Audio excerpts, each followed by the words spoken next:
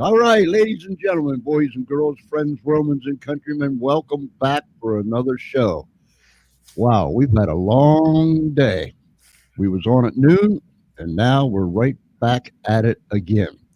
So, whether you're down the street, around the corner, across America, or somewhere around this great big world, thank you for tuning in. We have a delightful show one more time. We're going to be discussing something that affects each and every one of us. Each and every one of us, remember, each and every one of us, because every time we turn around, something is coming around the corner and it's not always good. Our My co-host Ed Temple out of Columbus, Ohio. Hello, Ed. Hello, George. How are you? Oh, I'm fine. You look about the same as you did this afternoon. I guess that's not a good thing, is it? No, I'm not. I'm not going there. I just said you look about the same.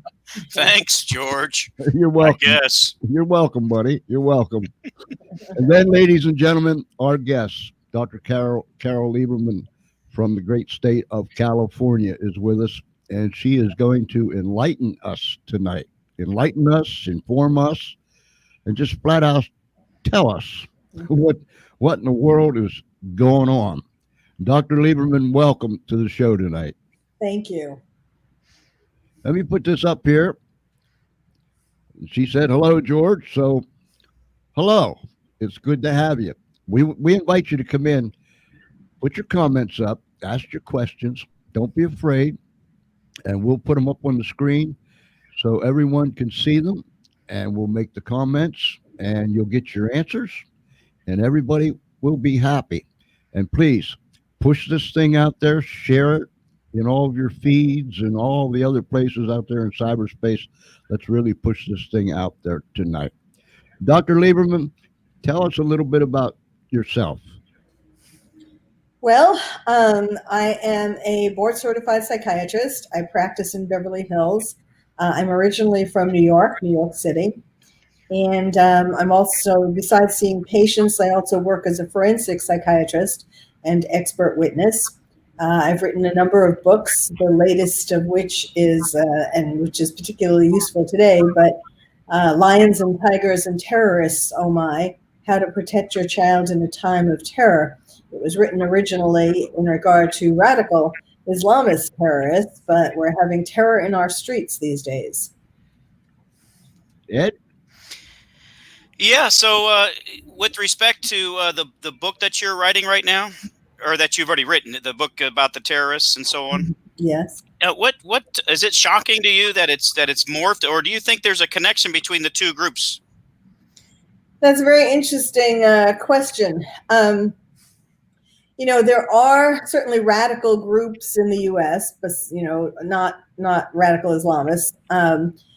But when all of this started happening, when people started rioting and so on, and taking over the streets, well, actually, when coronavirus happened, that's when I first started thinking about it. That terrorists, radical Islamist terrorists, don't need to do anything now. They can just watch as coronavirus destroys America. Right. But then, of course, we've been started getting through that. And now we are in a state that I think this country has never seen before, unless you want to go back to the Civil War. And, there are some radical Islamists participating. There's been at least one who yelled Allahu Akbar as he killed a policeman. But I think for the most part, they're just kind of shrugging their shoulders, thinking, you guys are destroying yourselves. We don't have to worry about doing it to you. Of course, this is making the states more vulnerable, making the West in general more vulnerable to radical Islamists then coming in after we have pretty much destroyed ourselves and taking over. Yeah. So, have you noticed that?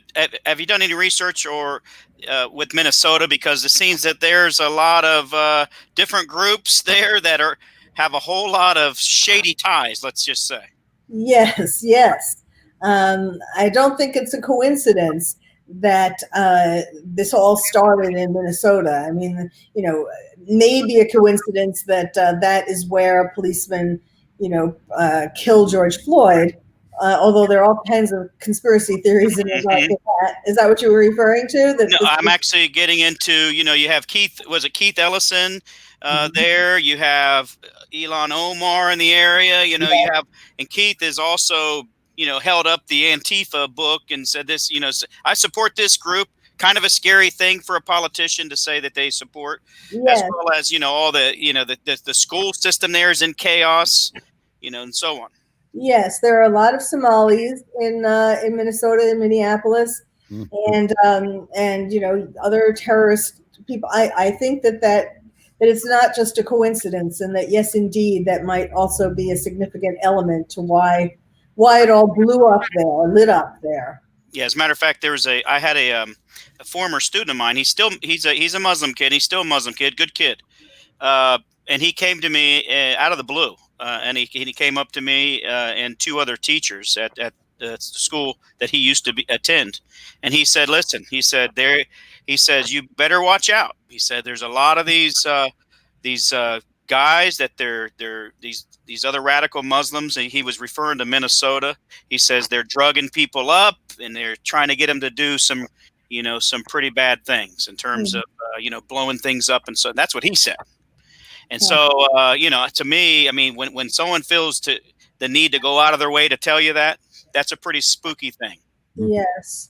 And we know already, we've seen Ilhan Omar, how anti-American she is, and how unbelievable it is that she got elected in the first place, but that kind of goes along with that state.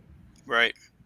Dr. Lieberman, in your opinion, do you feel much, some, or perhaps all of this has been orchestrated?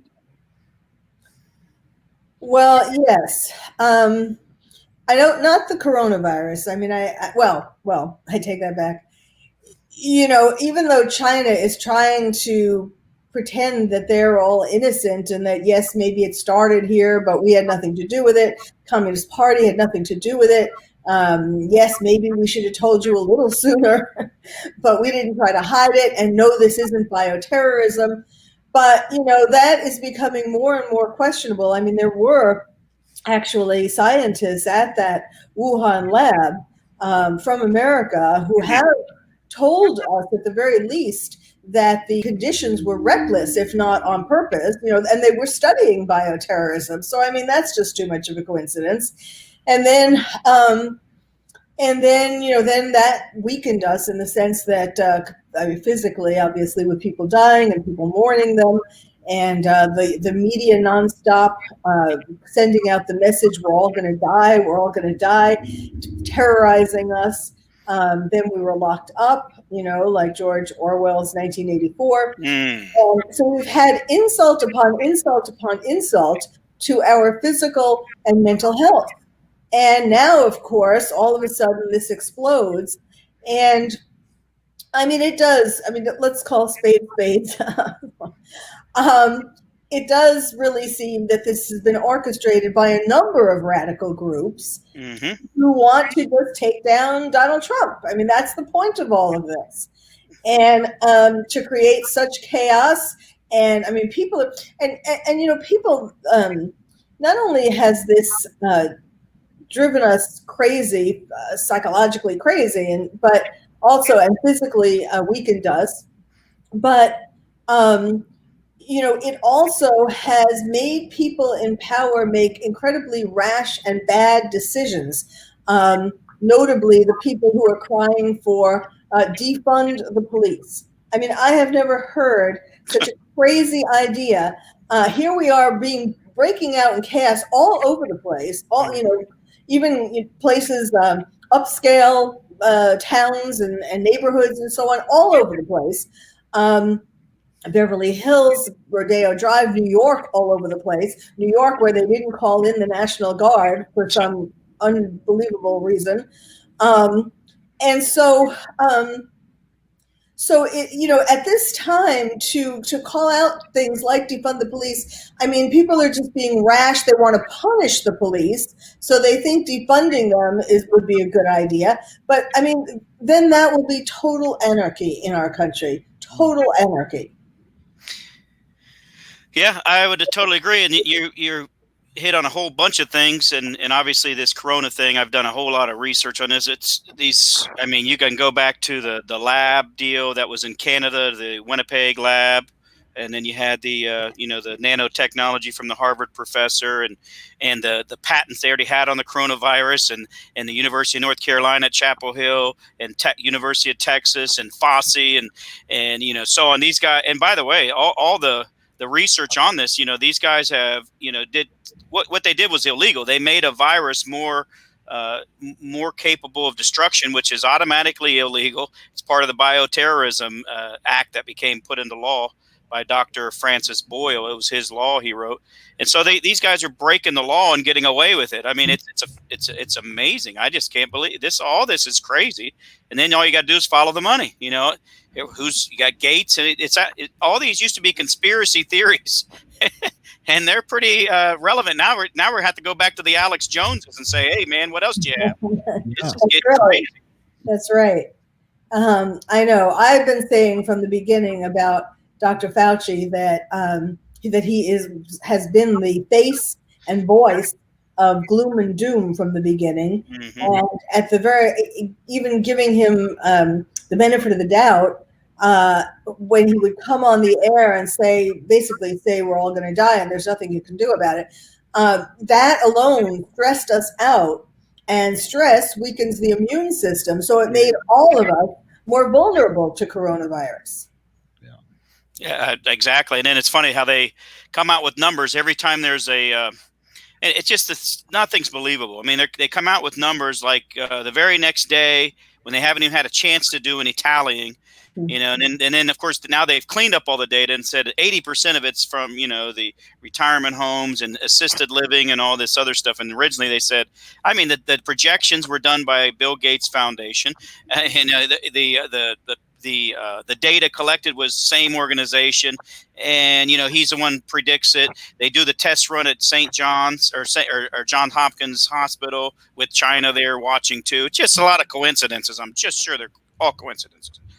Yes, and then they come out with a vaccine and get the patent to it, and then they make millions of dollars. Yeah. Right.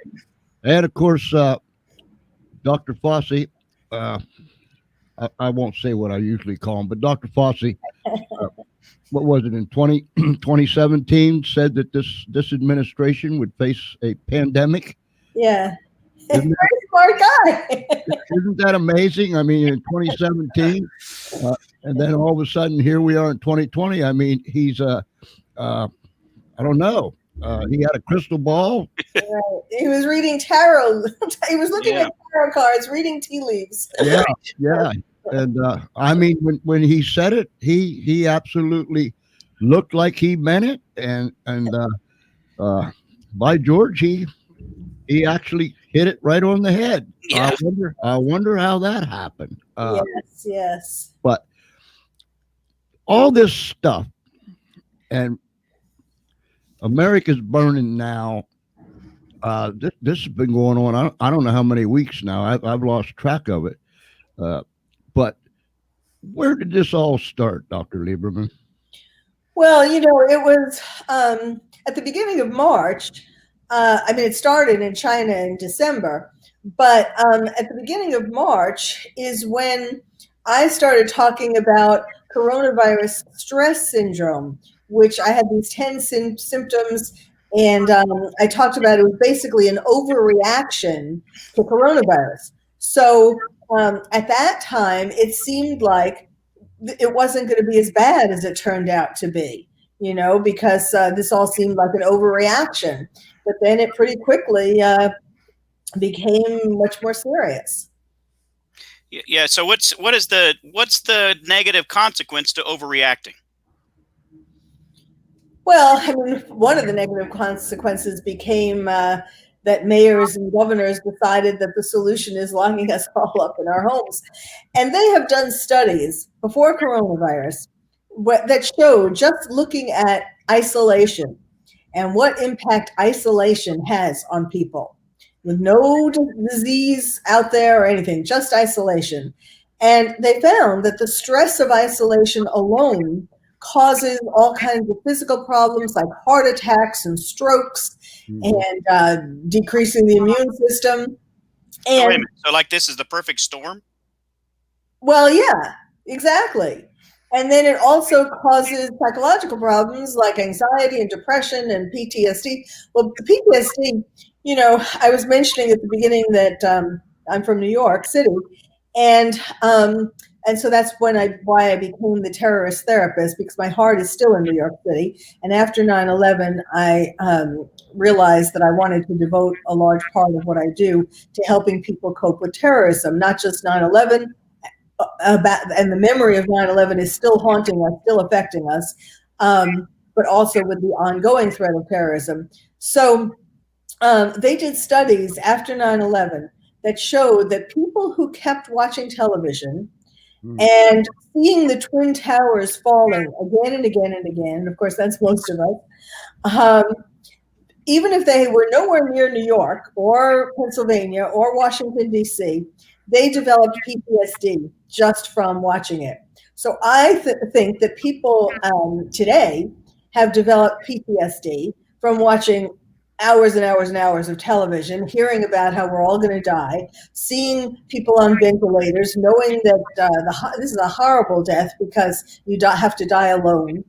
All of this has created has exacerbated the PTSD that we had from 9/11. And what's interesting, taking that further, before coronavirus came along, and before these riots, of course, when Bernie Sanders was running, and it seemed unbelievable that he had so many people who were voting for him, who were his supporters. Mm-hmm. He came out of the woodwork wanting this country to be socialist and communist. Right. I explained that by the fact that a lot of those people were young people, and they were the younger generations that came after 9/11 and who were raised by parents who were traumatized by 9/11. And so they were all feeling like they needed to be taken care of. They wanted mommy and daddy to take care of them, to feed them and change their diapers and, provide money for them, and all of the things that Bernie Sanders was saying he would do. And so now, if you think about what coronavirus has done and what these riots and looting are doing, it's making people all the more feeling like they're helpless and need a president who will feed them, which goes back to what we were talking about before, how this was all sort of a democratic plan to get people to vote for whoever their candidate would be. Putting aside the fact, however, that people are, you're not supposed to say that Biden has dementia. I mean, you don't have to be a psychiatrist to see that. Right. There, had a train of thought. My train fell right off the track. Yeah. So what do you have to say about the politicization of science, for example? Oh, that was the latest thing. That I started tweeting about that today. That every day something else happens. Like there was first defunding the police, then taking away Gone with the Wind. That's my favorite movie and the favorite movie of lots of other people. The Seattle Autonomous Zone, and then today the fact that they got science journals to stop work for a day in support of Black Lives Matter. Now, scientists, people who are smart and should know better, they got them to feel so guilty that they should join. They should do something to put their support behind all the riots that are going on. Can you talk a little bit about how, let's say you just mentioned Black Lives Matter. Can you talk about maybe how a lot of people are being manipulated into thinking that there's, whatever they're trying to get, what's behind all of it, that they're being manipulated, and how that works? Yes, I mean, certainly I am against racism. Even one shouldn't have to say that, but one shouldn't have to explain that. But these days, certainly I am not for police brutality. I am not for racism, but what is going on is beyond Black Lives Matter. I mean, there are questionable ties of the leaders of Black Lives Matter. We do have to kind of admit that. But it's really a lot of other people, a lot of radicals who have joined these what started perhaps as peaceful protests, at least in some places, and they just hijacked the protests and turned them into these violent free-for-alls. And it is such a difficult, in some places the police just stood there and didn't do anything, even though they just watched the violence and the looting. Sometimes they said that it was because they were being told by the whoever the politician was in that area, the mayor or the governor or whoever, told them to not do anything, presumably to not exaggerate the violence, to not make it fuel it anymore. But and then now police are getting killed. I mean, yes, there are bad apples. There are some bad apples in the police force, just like there are some bad apples as doctors and lawyers and every other kind of profession. Yeah. So yes, the bad apples should be weeded out, and there should be other reforms made, like particularly police should, they have to be recertified every year or two in regard to their weapons. And they should be a requirement that they be recertified in regard to their mental health, because they have to see horrible thing upon horrible thing, violence, death, brutality in their daily life. They have to see all of these things. And so some of those people the police develop PTSD. And one of the symptoms of PTSD is hypervigilance, which means that you are more affected, like you jump at the slightest noise, for example, and you look around. You're always, looking around to see where danger is coming from, which of course is part of a policeman's job. But that explains why some of them resort to excessive force. And I'm not, coming up with excuses or anything, but I do think that if they had to take psychological tests and or see a psychiatrist every 1 to 2 years, it would be able to weed out those who needed therapy, those who, were too far gone to continue to be a policeman, that kind of thing. These radical groups that hijacked the people that were protesting, and rightly so, they had a right to protest. But yes. But these scallywags that came in and mingled and grouped up, do you feel when I would see them, and I agree with you, I don't watch the news. Maybe one quick peek and I'm gone. But the times that I have peeked, I noticed that these people that's looting and burning and in the faces of the police and taunting and agitating are young people. Yeah. Do you feel that, and you mentioned earlier about they wanted mommy to feed them, mommy to do this, mommy to do that. Do you think that a lot of these people, of course, their age would say yes, comes from that particular era? Right after 9/11, right before 9/11? Yes, I think that that's in there too. Yes, I think that that's part of it. Did you see one of the videos that was most disturbing? I wonder if you saw it. I mean, they're all disturbing. It's so hard. I do watch the news or look it up on the internet. And so I can be informed in what I'm talking about, but it is so disturbing. But anyhow, there's this one video that was on the internet about a woman that showed a woman. She was around in her 40s, it seemed like, and she was standing in front of a store, which seemed like it was her store. She didn't have a gun or anything. She was just standing there, and there were some hoodlums, let's call them, looters, who had been looting her store, and they came out. And then they started talking to her or saying, you couldn't really see what they were saying. And then they started one of them punched her in the face. And then another one took a board, like a slat of wood, Yeah. And did you see that? Yes. Yes. That was, I think, the most disturbing. There was lots of disturbing video, but that was the most disturbing because, I mean, she was doing nothing. They'd already looted her store. Right. What? And they were so violent towards her, punching her in the face. And then, I mean, ultimately, of course, she fell to the ground. What? How is that going to help George Floyd? I think if you ask the looters, why are you doing this? Or like, who's the person who was killed and where were they killed? They couldn't tell you. Mm-hmm. Right. So we've had some history that we're all can look back on and say, wow, that's embarrassing. We're really we're a free country, and it's shameful, some of our past. In terms of today, I mean, what's the research say? How is America a racist country, or have things changed? Well, yes, I think there is some degree of racism that still exists. But on the other hand, I mean, it all depends on who's doing the study.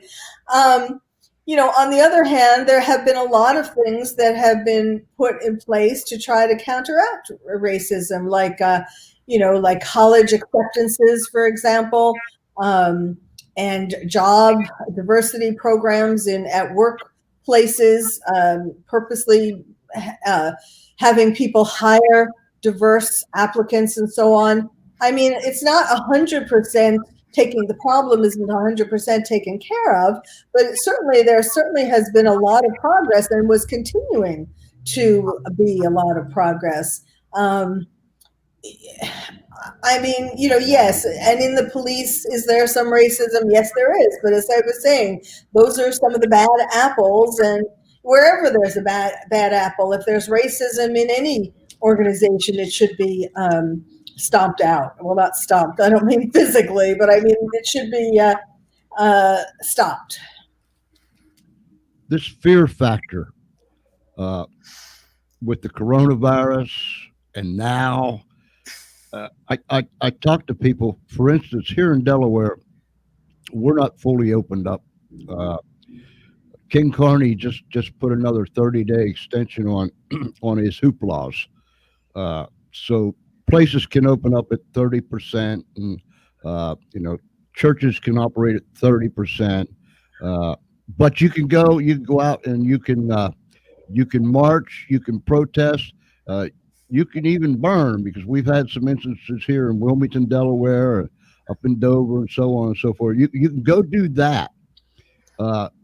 The fear factor alone from Corona, and now this, I watch people. I'll say, why don't you all get together and go to Dover and demonstrate? Well, they might take our license, and they might do this, and they might do that. People are wrapped up in fear. You either die on your feet or you die laying down. One of the two. If you're going to die, you're going to die. Mm-hmm. And that fear factor has paralyzed people. Do you agree with that? Yes. That is where I think this is originally all coming from, that because of coronavirus, that we were facing our own mortality. And so when people start to feel like they have nothing left to lose, that we're all going to die, it makes them do desperate things. So yes, and that, one of the things that got me irate was that there was a petition that, I think it was 10,000 or 12, I don't remember, some 1,200, I don't remember the exact number, but one was too many, of medical professionals who signed a petition saying it was okay for people to protest, because of the killing of George Floyd, to protest along with Black Lives Matter. That wasn't going to spread coronavirus, whether they were wearing their masks or not, or standing 6 feet, which of course they weren't. That's okay. And these are the same people who said that it wasn't okay for people to protest that that the homes should be opened up, that we shouldn't be in lockdown anymore. That wasn't okay, but this is okay. I mean, and why that bothered me particularly is because these were medical professionals, And they certainly should have known better. They did know better. It was just their politics that made them do it. Mm. Yeah. There goes that politicizing word again. Yep. Yep. Yeah, and that's a lot of the biggest problem with all of this that I have is, every single thing has to be politicized or words taken out of context. Everybody has to pretend, the media and these politicians pretend nobody has a brain. And a lot of them follow lock and step because you got the CNNs and these guys, they get on there and they parse words. They lighten up skin color. They darken skin color. They put an X when it's a Republican on the air. I mean, they're doing all these mental gymnastics, and then, and of course they benefit from all the chaos. Their ratings go up when there's chaos. Mm-hmm. And so they have like a vested interest to dumb down the news and use all these subliminal messages. Speaking of, what are some types of subliminal messages that might be being used as of now? Well, I mean, some of the things that you just mentioned, but I mean, the way that different scenes are being shot, like from the looting and so on. In Beverly Hills, when they were on Rodeo Drive, the most expensive street, they were saying "Eat the rich." Yeah, I saw that. Eat the rich. And now, I mean, I've talked about how during coronavirus and during the lockdowns, that has taken away our humanity because we're not hugging and giving handshakes to one another and not socializing with one another. And when we do now, we have masks and so on. That has taken away some of our humanity. Yeah. And that has made it easier as well for all of this violence to flare up. Yeah, I was in a parking lot going to my car, and I made the mistake, the dust in the Menards, I think it was. The dust at Menards, was getting to me. So I coughed on the way out. This guy jumped like a mile. I mean, you would have thought I had, some type of epidemic in me, that he was going to die right there. I mean, I can't believe people. It's amazing. They are just in panic mode. And when you're outdoor wearing a mask and you're outside, nobody's around you, something's not right. I'm sorry. It doesn't make any sense to me at all, especially when I've asked people about the research. I had a nurse get on a social media somehow, and she was saying that, everybody needs to wear a mask. And so my very next obvious comeback was, I tell you what, I'll wear it. You show me the research on it. And she came back with a hamster study. I said, so how did the hamsters wear this mask again? I'm confused. So, and that's where we're at. It's like, I'm supposed to trust science, but you don't give me any to trust. The only major studies that they've had are basically on the flu, and where you have contradicting studies, so you don't, you know what I mean? So why would if you're going to give me a choice, wear it and I might get worse. I'm seeing more people get sick from wearing a mask all day, even at work. They're coming home fatigued, breathing in all that, all the carbon, carbon dioxide. You're coming in and, it's just not good. Yes. Well, it is a problem because between opening up places and these riots, we've already begun to see an increase in the cases. So, I mean, as much as I hate to say it, I think it would be a little dangerous to open up completely. But I think, it's unfortunate and it was wrong to have to be mandated to stay home. In other words, if we were talked to like we had half a brain, if it was explained better than by Fauci, by someone better than Fauci, that, listen, folks, I know we told you not to wear a mask at the beginning because we wanted to save the masks for the doctors and nurses. But now we're telling you it might be a good idea to wear a mask if you are in close contact with people, or to try to stay at home as much as possible, like to see if you, at your job, if you can work from home.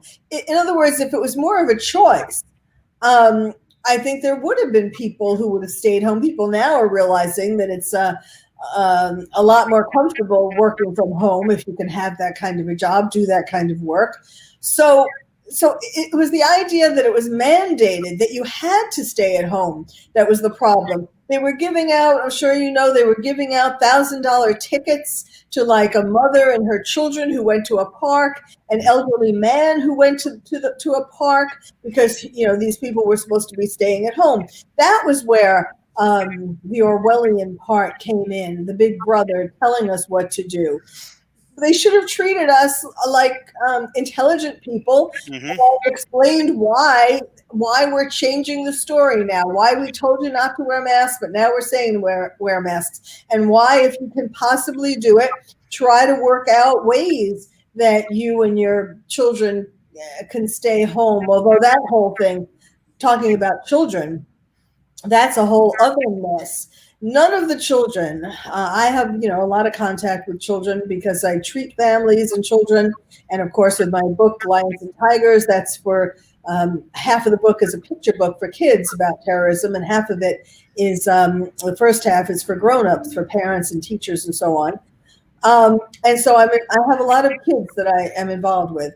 And I have not met one or talked to one where they have actually been able to learn ever since there has been the lockdown, and ever since they've been having to do it by Zoom. That's assuming that they even have the computers to be able to do it by Zoom. Mm-hmm.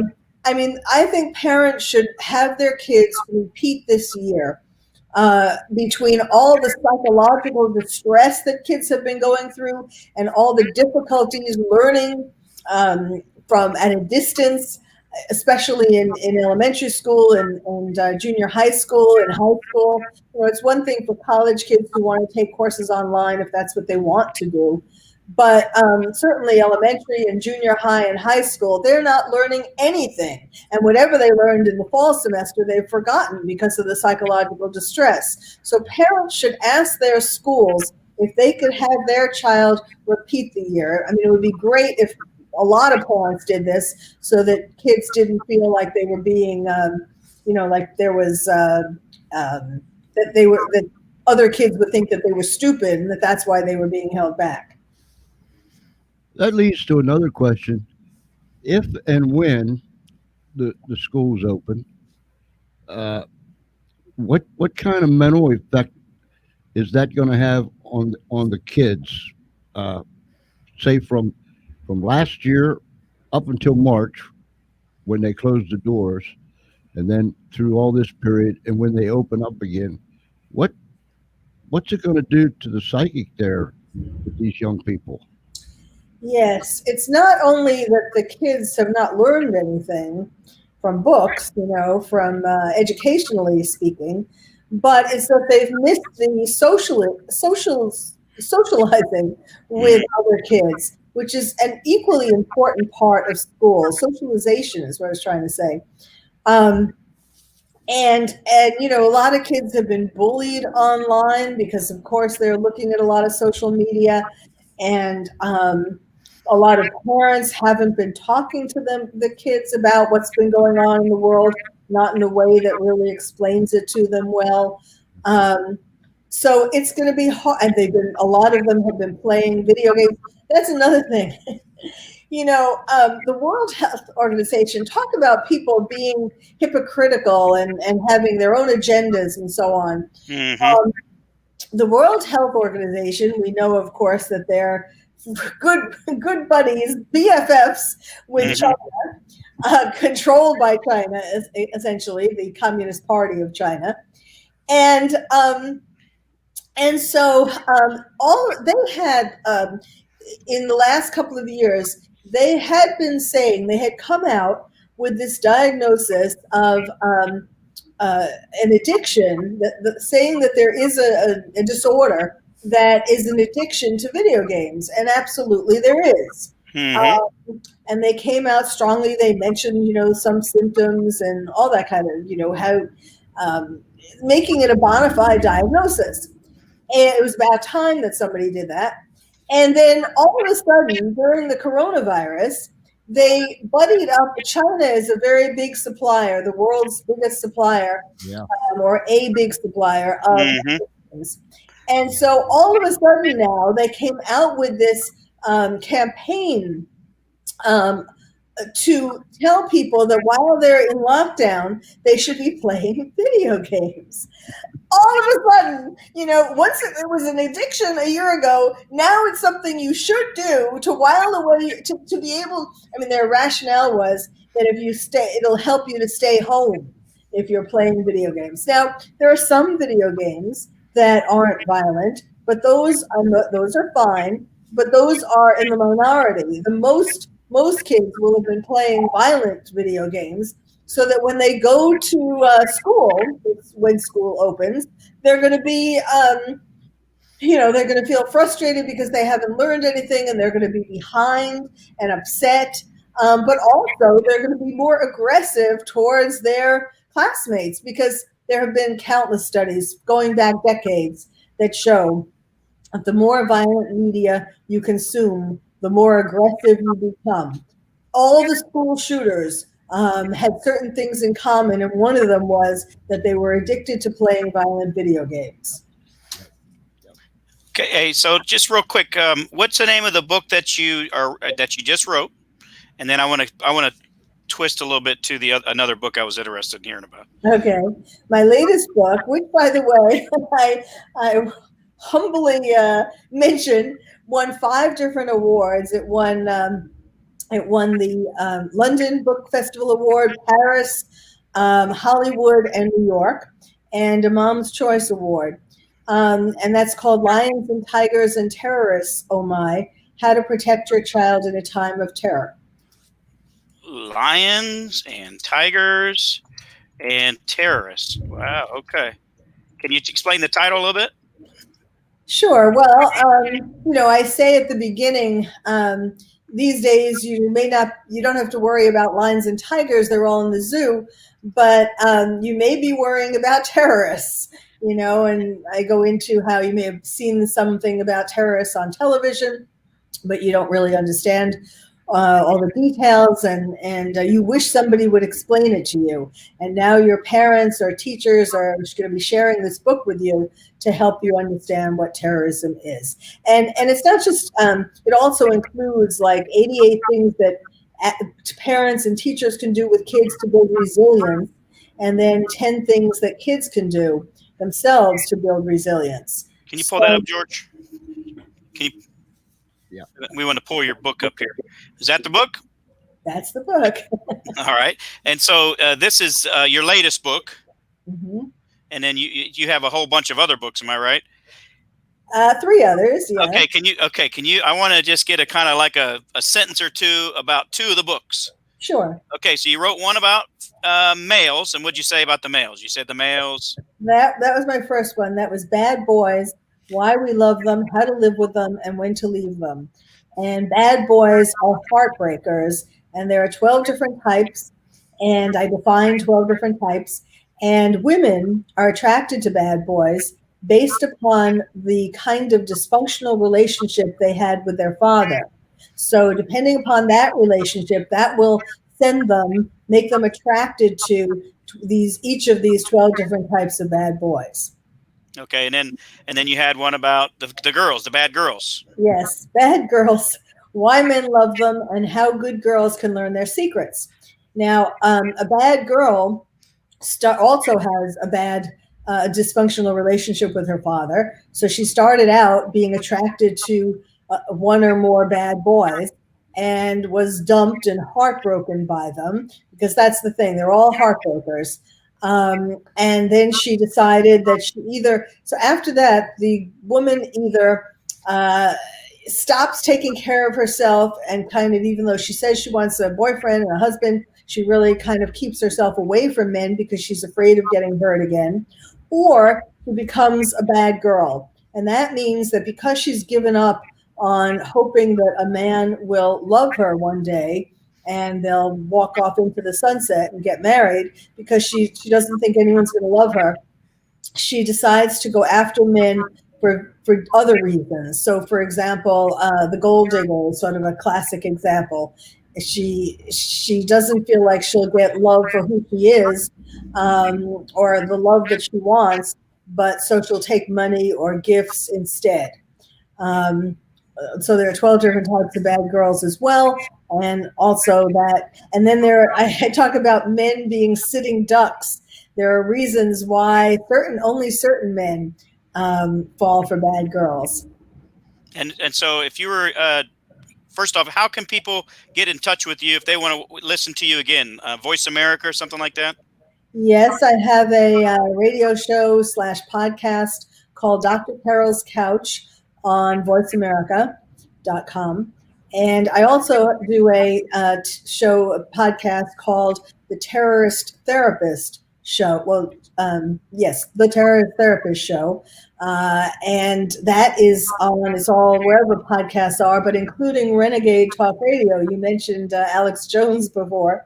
Yeah. And it's on that website as well.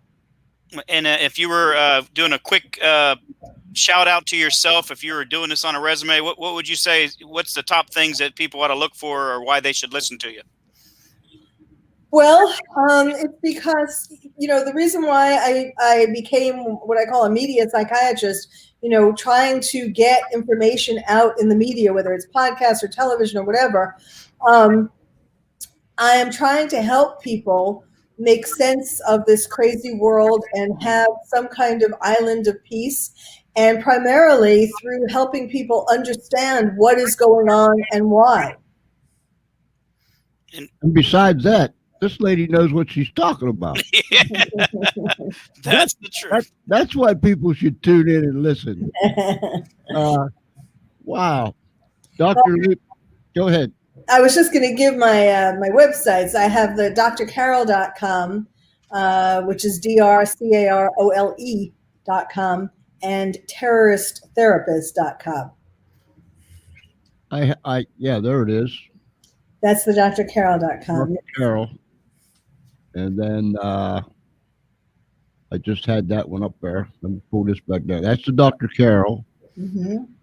And this one I just had up there is the Terrorist Therapist. Right. And there you can see all about Dr. Carole and TV appearances. So you're in California now? Yes. Okay, and so but you're a New York City transplant? Yes. And anyone that says they live in New York City, they always talk about a borough they're from. What borough were you from there? I was born in the Bronx, real New York. I grew up in Queens, and then I lived in Manhattan when I was doing my psychiatry residency at NYU Bellevue. Cool. Wow. Dr. Lieberman, you've been a real treat. Absolutely. Yeah. And thank you so much. It's been fun.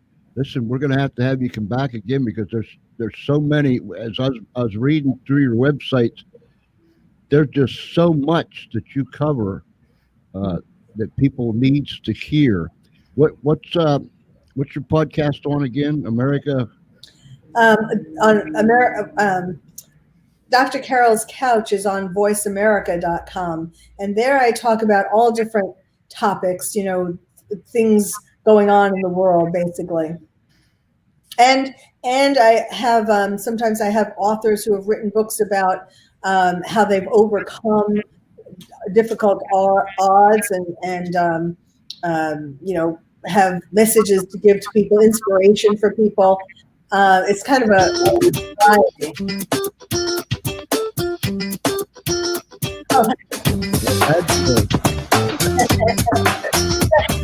That video is from my Bad Girls book. Yeah, that's. You better watch out. George gets a little too excited. Don't start pushing any extra buttons, George.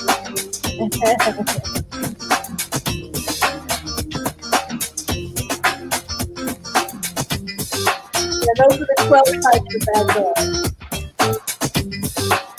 All right, we're going to have to find out which one Nancy is.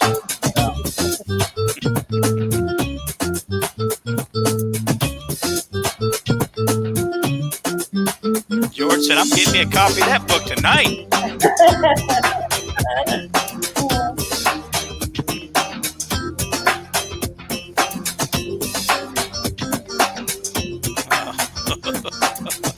All right. That's very provocative.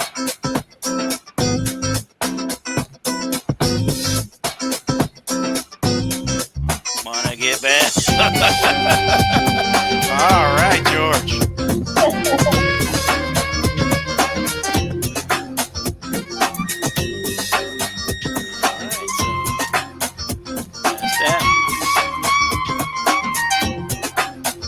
All right, George. It's all you, brother. You know, he can't tear himself away from I noticed. when Ed was saying, I wonder which bad girl Nancy is. After 52 years, I'm convinced that she has split personalities. I